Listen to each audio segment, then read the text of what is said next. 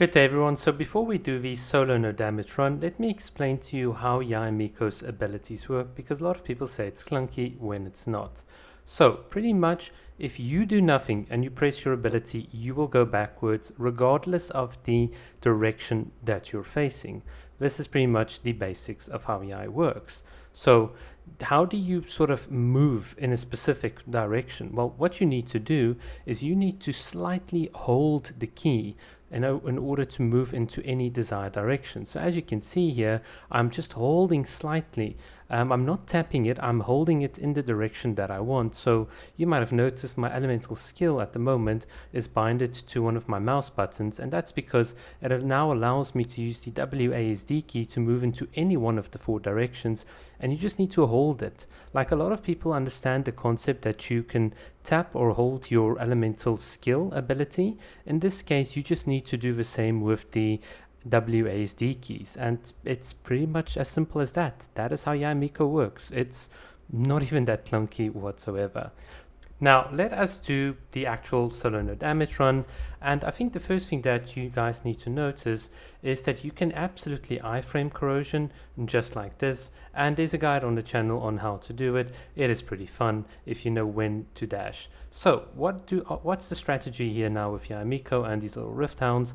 Well, the big thing that you need to keep in mind is the enemies can either teleport to you or they can sort of lunge at you, and their lunge has got quite a significant distance, so you've got to kite it horizontally and not you can't go back and forth. You've got to go left and right when kiting them, and that's sort of exactly what I'm doing here. And because of the fact that I've got my E ability to conserve stamina, it is pretty easy. Of course, with these big rift hounds, I immediately launch my elemental burst, reset my cooldown, and get out of the way. One of the big problems with these rift hounds or these bigger wolves is that their model hitbox is very, and I don't mean the hitbox when you attack them, I mean the hitbox when they attack you, is quite a bit larger than is sort of let on by just their own model size. And they've also got quite a significant reach. You can see here they're very easily able to traverse the terrain, and what we're going to do with Yai is we just simply kite them. Again, it's just this whole clockwise, you can even go counterclockwise, doesn't really matter, but it's so comfortable for us to move around the entire arena, and that's what I wanted to show in this video. Miko enables you to just very comfortably cover a great distance. Look at that distance, and we still have a ton of stamina to spare, whereas with other characters, A, you would run out of stamina, and B, you would have to engage the enemy in some sort of fashion, unless of course you want to try and do something like Fischl, in which case you would need to then rely on your elemental burst to be up, whereas with Miko you've got 100% uptime. You can continuously attack without engaging with the enemy like a melee, a polom, and those other sorts of characters, and that's really what's so awesome about now here on the second floor. Notice what I'm going to do. This is just a bit of enemy knowledge. I'm going back here to bait the enemy's attacks, and then I'm going back all the way. So you can see here they attacked absolutely the wrong place.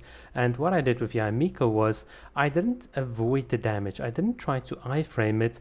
I spaced out of it. I used her ability, her E ability, to very effectively traverse and create a safe space in a certain sense for myself. So iframing and dodging is the ability to avoid the danger at that source. And so this, for instance, is proper iframing. So you're using your elemental burst to iframe, but Miko's skill in this case is used to just create space, and for us to, like I mentioned in my previous video, just have a bit of a better view of the enemies, because they're sort of being cut off by the camera, and that allows us to very comfortably do this floor.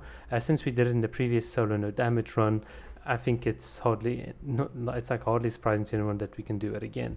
Right, now on this final floor, you need to be very aware of these ruin guards.